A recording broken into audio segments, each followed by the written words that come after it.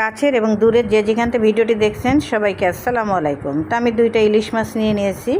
এই 2টা মাছ আমি চামচের দ্বারা আঁশগুলো খুব সুন্দর করে ছাড়িয়ে নিচ্ছি।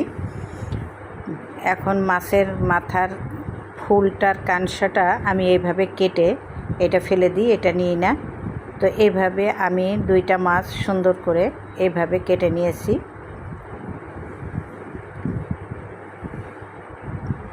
এখন আমি বেগুন কেটে নেব। একটা বেগুন, বড় এক সাইজের বেগুন, এটা কেটে নিলাম।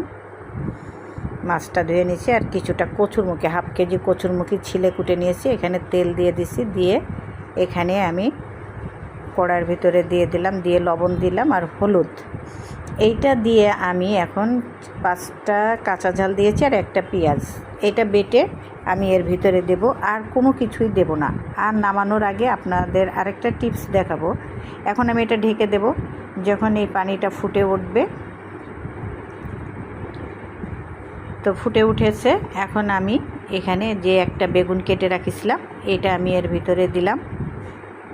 দিয়ে আমি এখন এটা কিছুক্ষণ দেখি। তো আমি এখন মাছগুলো হলুদ আর লবণ, কাঁচা মাছ আমি কিন্তু ভাজিনি, এখানে হলুদ লবণ আর তেল মাখায় রাখিছিলাম, এটা আমি এখন এর ভিতরে দিয়ে দিলাম। তো দেখেন কালার কত সুন্দর হয়েছে।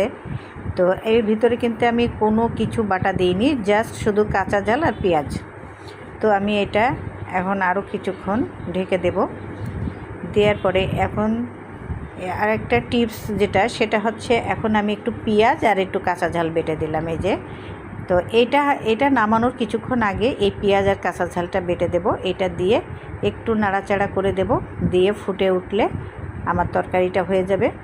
তো আমি এইভাবেই বেগুন দিয়ে কচুরমুখী ইলিশ মাছ রান্না করি। তো আমার তরকারিটা হয়ে গেছে। দেখেন কত সুন্দর কালার এসছে, কাঁচা ঝালের তরকারি।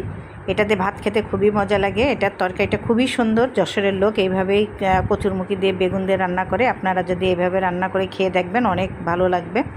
ভিডিওটি ভালো লাগলে আমার সাথেই থাকবেন, লাইক শেয়ার কমেন্ট করে দেবেন। আসসালামু আলাইকুম ওয়া রাহমাতুল্লাহ।